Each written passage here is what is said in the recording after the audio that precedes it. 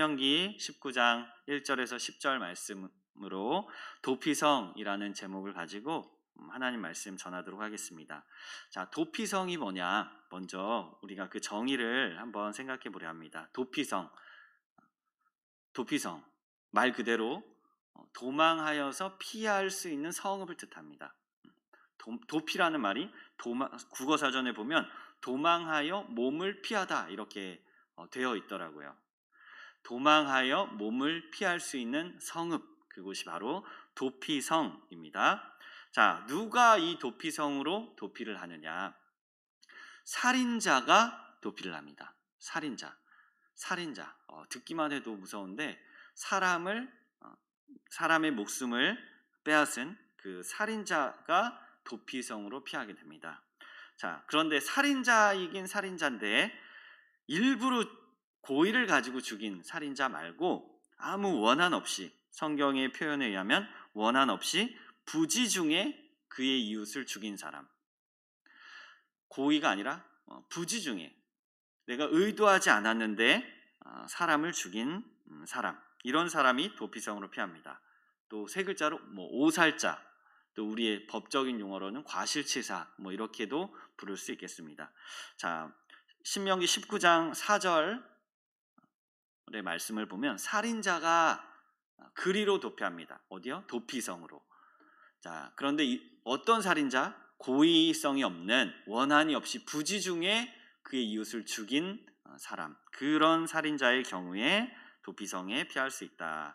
자, 그래서 성경은 어떤 예를 들고 계시냐면 이런 예를 들고 계십니다. 도끼를 들고 산에서 벌목하다가 도끼가 자루에서 빠진 겁니다. 나무를 베다가 그 도끼가 휙 자기도 모르게 그 자루가 빠져서 그게 날아가서 사람에 맞아서 사람이 죽은 경우.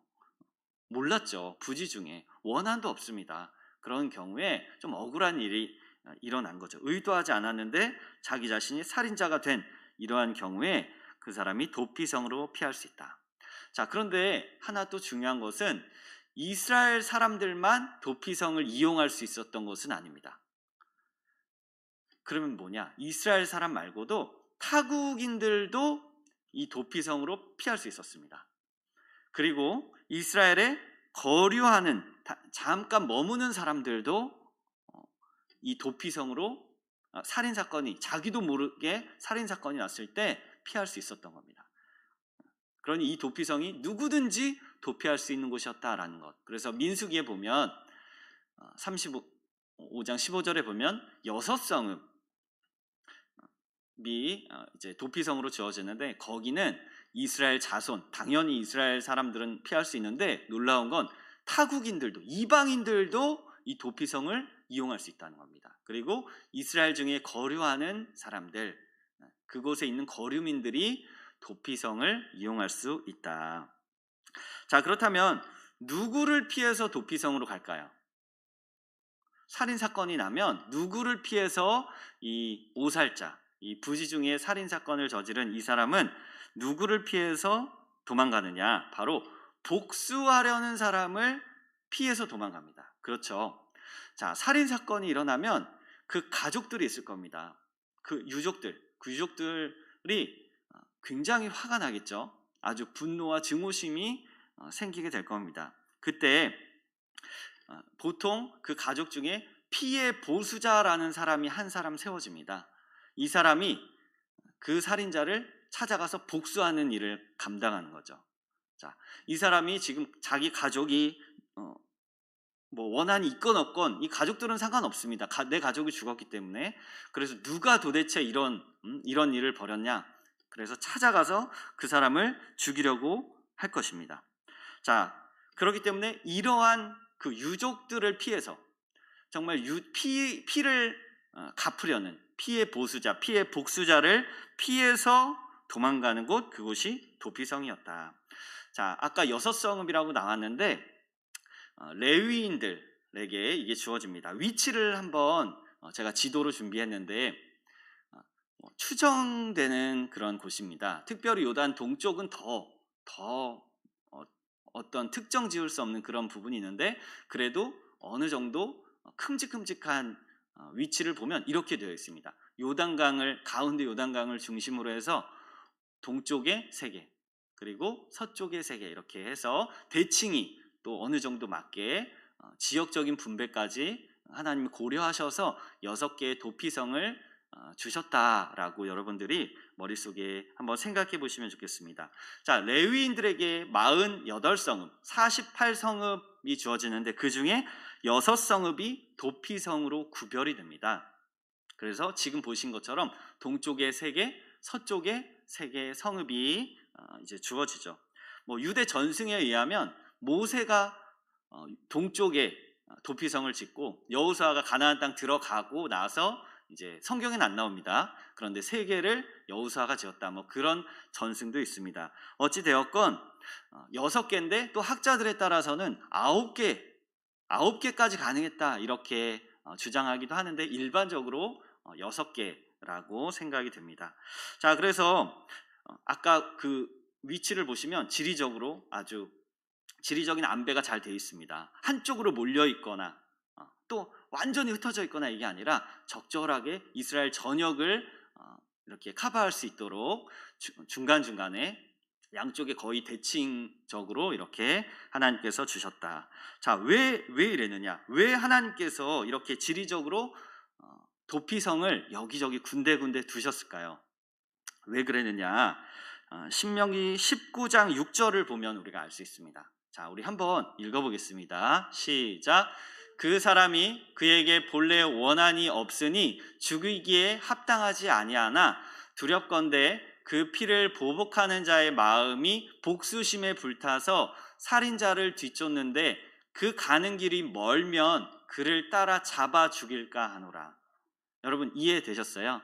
자, 지금 복수하고 싶은 사람이 있습니다.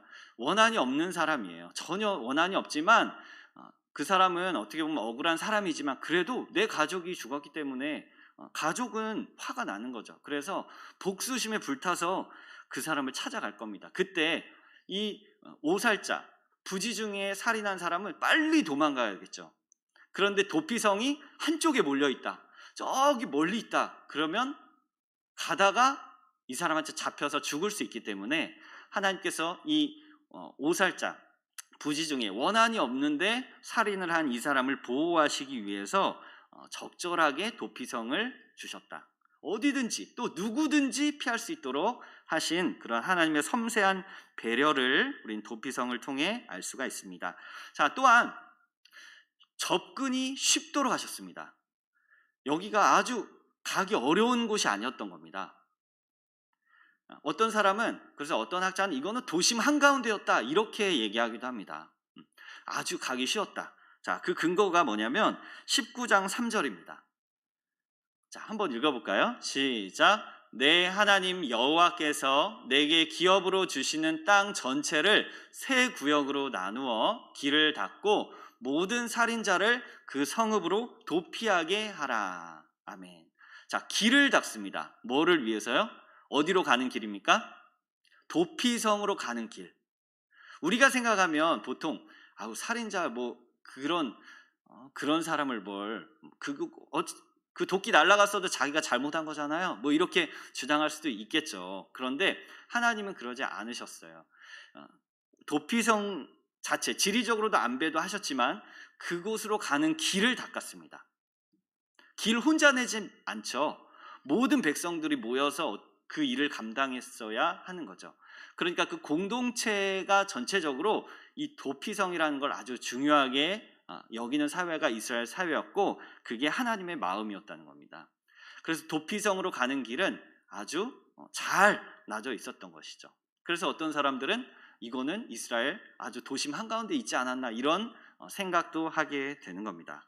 자, 그래서 누구든지 쉽게 도피성으로 피할 수 있도록 아주 많은 살인자를 위한 배려가 이렇게 구약에 많이 나타나 있다라는 거죠.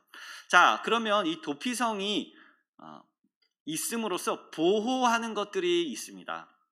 도피성이 뭘 보호하느냐? 첫 번째로 지금 말씀드린 살인자를 보호합니다. 원한이 없이 부지 중에 살인을 한 사람을 보호합니다. 자, 그런데 우리가 오해하면 안 되는 게 한 가지가 있습니다. 뭐냐? 도피성이라는 이 제도가 살인자를 무작정 보호하는 것은 아니었습니다.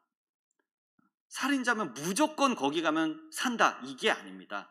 그럼 뭐냐? 그 사람이 재판은 최소한 받을 수 있도록 보호하는 장치, 그것이 바로 도피성이었습니다. 인민재판을 하지 않는다는 거죠. 너 잘못했어? 막 여론을 조성해서 그 사람을 매장시키고 죽이는 그런 게 아니라 최소한 이 사람이 변론할 수 있는 기회도 주고 재판을 공정하게 받을 수 있는 그러한 기회를 주는 제도가 바로 도피성이었다는 것입니다. 자, 민수기 35장 12절을 우리 같이 한번 읽어보겠습니다. 시작. 이는 너희가 복수할 자에게서 도피하는 성을 삼아 살인자가 회중 앞에 서서 판결을 받기까지 죽지 않게 하기 위함이니라. 아멘. 자, 만약에 도피성이 없었다면 복수하는 사람이 재판도 전에 그 사람 잡아서 죽이겠죠. 그러니까 그걸 방지하기 위해서 최소한 공정한 재판은 받아야 된다. 이게 합리적인 사회고 또 하나님이 다스리시는 나라의 제도다라는 것을 우리가 기억해야 됩니다. 내 마음에 안 든다고 내가 봤을 때 저 사람은 반드시 죽여야 된다고 해서 죽이면은 공의가 서지 않는다는 거죠. 법과 제도가 그렇게 잘 서기 위해서 하나님이 이 도피성을 주신 것이다.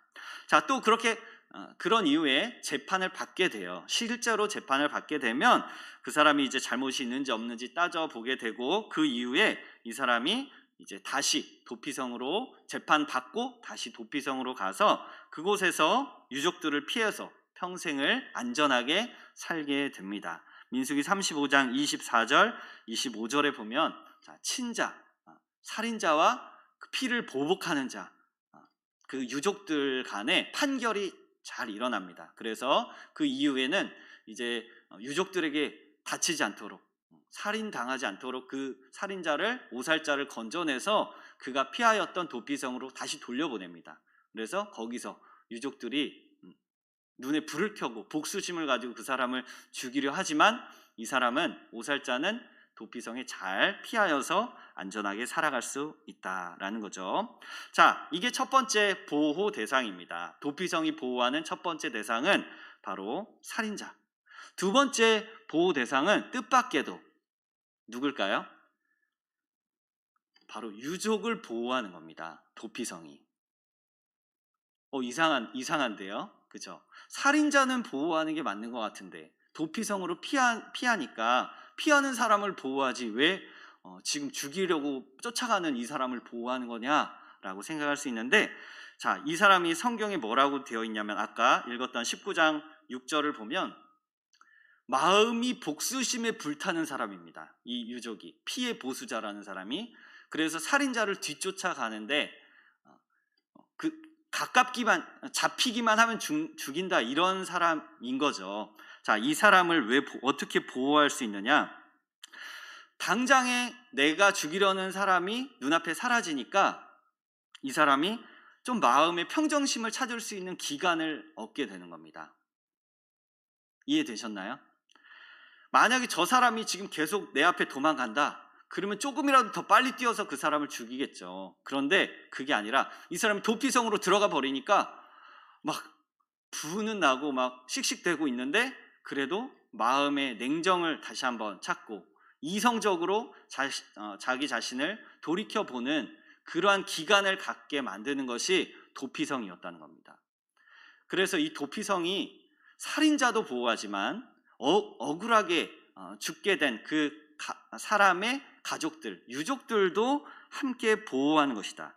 그래서 결과적으로 복수심이 사회적으로 누그러지고 원한을 갚는 일도 좀 줄어들게 되는 그러한 모습들이 이 도피성을 통해서 이루어지게 된다는 겁니다. 그래서 공동체 전체를 위한 제도였다. 이게 살인자만 위한 제도가 아니라, 억울한 사람만을 위한 것이 아니라 복수심에 불타고 있는 이 사람까지도 보호하는 장치가 도피성이었다라는 거죠.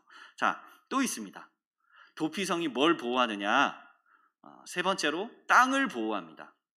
땅을 보호합니다. 자, 만약에 도피성이 없었다면 이 유족은 살인자를 가만두지 않았겠죠. 가서 죽였을 겁니다. 그러면 어떤 일이 벌어지느냐? 피가 흐릅니다. 그런데 그 피는 어떤 피냐면 무죄한 피입니다. 무죄한 피가 흘려지게 되면 그 땅이 오염되고 더러워지게 된다라는 거죠. 그럼 이 땅은 어떤 땅이었느냐? 민수기 35장 33절에 보면요. 자, 이 땅이 이제 너희가 거주하는 땅입니다. 1차적으로. 이스라엘이 사는 땅입니다. 그런데 34절에 내가 거주하는 땅이다.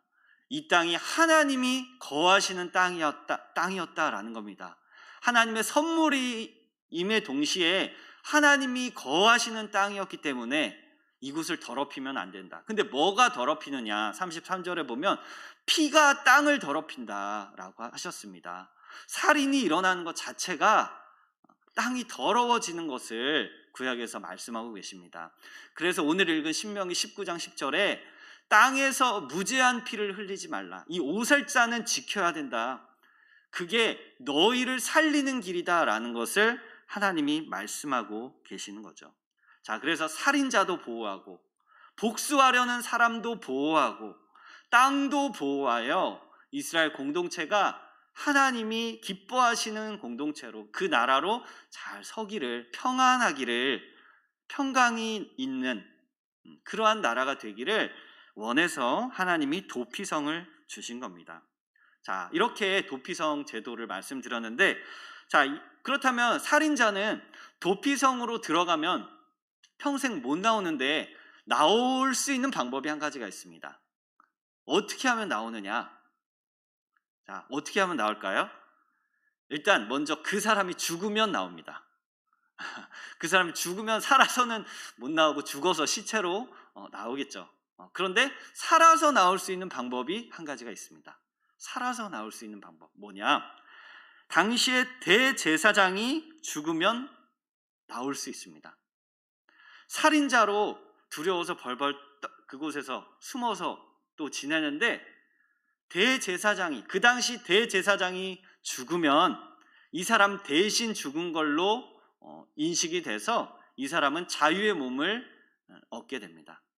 그게 바로 도피성을 빠져나올 수 있는 그러한 방법이죠. 민수기 35장 25절 그리고 28절에 이렇게 나오죠. 그는 거룩한 기름 부음을 받은 대제사장이 죽기까지 거기 거주할 것이니라. 살인자가 대제사장이 죽기까지 그 도피성에 머물러야 한다. 그리고 이어지는 구절에 대제사장이 죽은 후에는 그 살인자가 비로소 자기 소유의 땅으로 돌아갈 수 있다. 그리고 같은 구절인데 여호수아 20장 6절에도 그 당시 대제사장이 죽기까지 그 성읍에 거주한다. 그런데 그가 대제사장이 죽으면 이제 돌아갈 수 있는 이러한 원리가 바로 도피성 제도였습니다.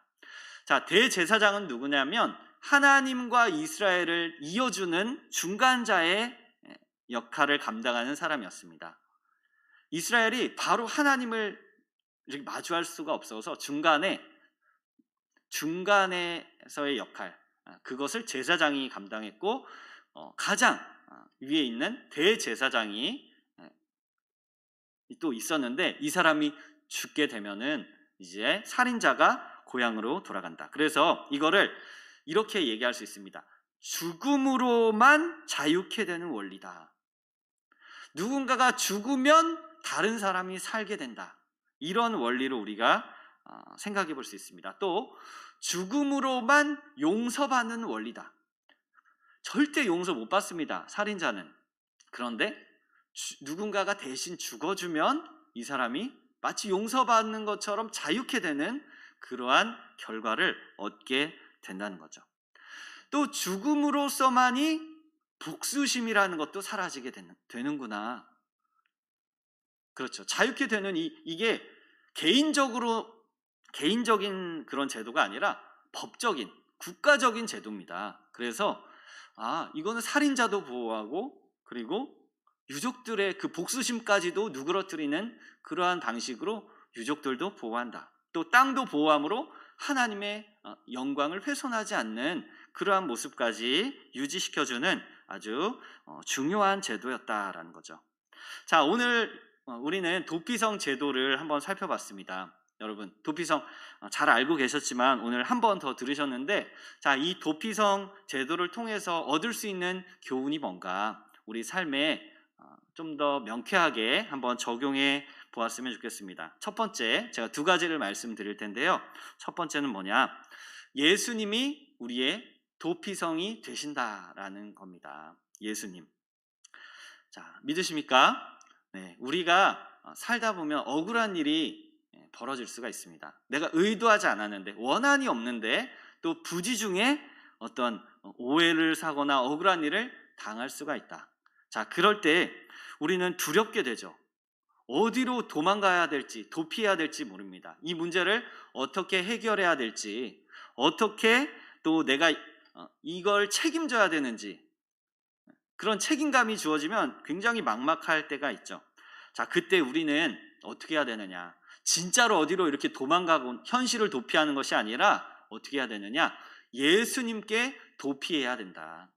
예수님을 피난처 삼고 예수님을 우리의 도피성 삼아서 예수님께로 나아가야 한다라는 거죠. 우리 인생의 문제 다 가지고 주님 앞에 나아가는 겁니다. 그러면 주님이 어떻게 해주실까요? 우리를 받아주시는 거죠. 누가 됐건 받아주십니다. 유대인이건 이방인이건 헬라인이건 누가 됐건 하나님께서 두 팔 벌려 그 죄인을 받아주신다는 거죠. 그런 도피성이 되어주시는 분이 바로 우리의 예수님이신 줄로 믿습니다. 또 한 가지, 저는 부지중에 죄를 지었다라는 이 부분을 우리의 원죄와 관련해서 한번 생각해 볼 수 있지 않을까 생각합니다. 원죄. 여러분, 원죄가 있죠. 누가 지었습니까? 원죄? 아담이 지었죠. 여러분, 그 에덴 동산에 그 선악을 알게 하는 나무의 열매를 따먹을 때 여러분 그 자리에 계셨습니까? 좀 억울하지 않으십니까? 내가 따먹지도 않았는데 태어나면서부터 내가 죄를 가지고 태어난다는 것. 한편으로는 저는 원죄가 어쩌면 부지중에 지은 죄 아닐까? 라는 생각을 한번 해보게 됩니다.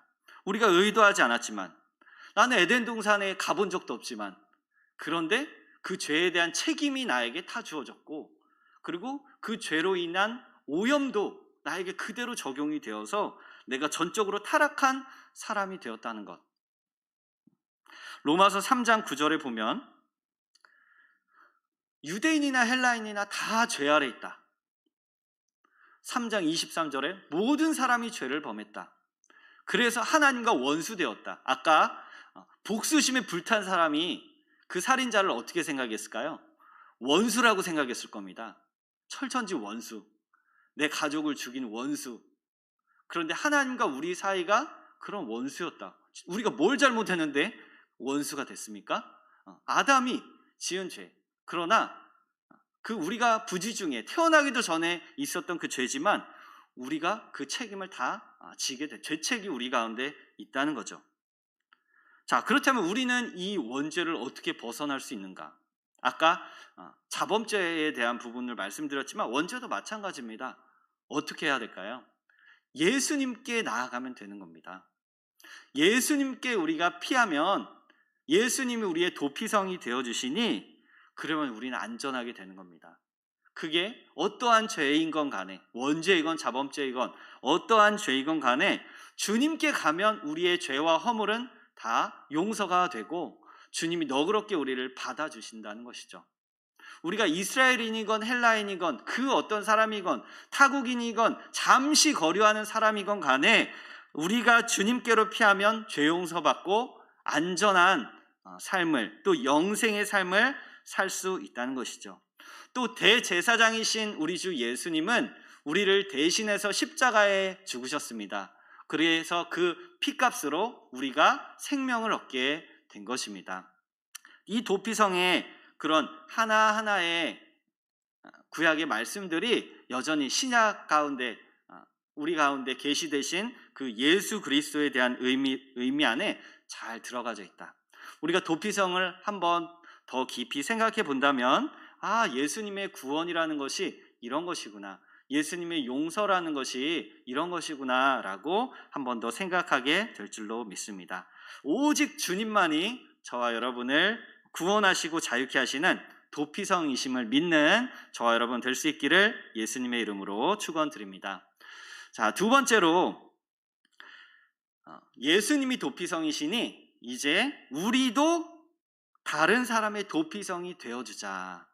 이게 바로 우리의 두 번째 적용점이 되겠습니다. 자, 베드로전서 4장 8절 우리 같이 한번 읽어보겠습니다. 시작. 무엇보다도 뜨겁게 서로 사랑할지니 사랑은 허다한 죄를 덮느니라. 아멘. 자, 만약에 우리가 복수심에 불타 있다. 누군가가 생각하면 생각할수록 계속 밉다. 그렇다면 오늘 이 말씀을 우리가 기억하고 또 도피성의 말씀을 한번 생각해 봤으면 좋겠습니다. 우리가 복수심이 있다면 그것을 버려야 된다. 왜냐하면 예수님께로 우리도 피한 사람들이기 때문에, 그래서 예수님이 맞아주신 사람들이기 때문에, 우리도 죄값을 용서받은 사람들이기 때문에 그 복수심을 버려버리자. 누군가를 미워하는 그 증오심을 버리자. 그리고 대신에 허다한 죄도 우리의 그 예수님의 사랑으로 덮어버리자 라는 것을 우리 삶에 적용했으면 좋겠습니다. 사랑으로 다른 이들을 품어주고 용서하는 그러한 저와 여러분이 될 수 있기를 소원합니다. 여러분, 원하는 하나님이 갚으십니다. 나의 그 억울한 일들, 그것은 하나님이 갚아주실 것입니다. 그런데 우리가 직접 갚으려고 하면 문제가 생깁니다. 내가 하나님의 자리를 차지해서 내가 그 문제를 해결하고 한다면 반드시 인생에 문제가 생긴다는 것이죠. 나아가서 그 사람을 마음으로 죽이게 될 수도 있는 것이고, 또 실제로 더 큰 문제가 벌어져서 무고한 피를 흘리게 되는 그러한 일들도 생길 수 있다. 그리고 나아가서 그렇게 미워하는 나 자신까지도 죽이는, 사실 미운 감정을 가지고 있으면 제일 고통스러운 게 누구냐면 자기 자신이에요. 그렇기 때문에 우리는 예수님의 이 사랑과 용서의 마음을 기억하며 우리도 다른 사람을 용서하자. 그리고 누가 나에게 죄인이 나에게 찾아왔을 때 좀 더 너그럽게 수용하고 그 사람을 품어줄 수 있는 그런 넉넉하고 인자한 크리스천들이 되자, 그런 성도들이 되자라는 것을 저와 여러분이 마음에 새겼으면 좋겠습니다. 사실 누군가가 잘못했을 때 손가락질하는 거는 굉장히 쉽습니다. 그거는 누구나 할 수 있는 일입니다. 저 사람 잘못됐다라고 하는 건 너무 쉽습니다. 그러나 그를 용서하고 품어주는 건 예수님의 마음이 아니면 할 수 없습니다. 우리가 어떻게 사람을 용서할 수 있습니까? 우리 같은 사람이 어떻게 사람을 긍휼히 여기고 또 불쌍히 여기는 그러한 마음을 품을 수 있겠습니까? 그건 예수님이 주시는 마음이기 때문에 가능한 겁니다. 그래서 우리는 살다 보면 물론 누군가를 미워하고 또 분노와 증오심을 또 복수심을 가질 수 있죠. 그건 우리는 죄인이기 때문에 그런 게 또 생깁니다. 옛사람의 습성이 자꾸 울컥울컥 올라올 때가 있죠. 그걸 부인할 수는 없지만 그럼에도 불구하고 그때마다 예수님의 십자가의 피로 이런 나의 마음을 씻어내야겠구나. 다시 한번 그런 마음들을 예수님의 피의 권세를 의지해서 씻어내자. 그때에 그 아들 예수의 피가 우리를 정결케 하신다. 우리의 모든 죄를 정결케 하시고 좀 더 너그러운 신앙인의 삶을 살아갈 수 있도록 하시는 줄로 믿습니다. 자, 오늘 하나님이 지정해 주신 도피성의 의미를 생각해 봤습니다. 이 말씀을 우리 마음에 새기며 나 같은 죄인 용서하신 예수님 기억하고 또 우리의 삶에서 그 예수님의 마음으로 다른 이들을 용서하며 살아가겠다고 다짐하고 또 한 주간의 삶을 또 우리의 평생의 삶을 살아가는 저와 여러분 될 수 있기를 예수님의 이름으로 축원드립니다. 우리 두 가지 기도 제목 놓고 함께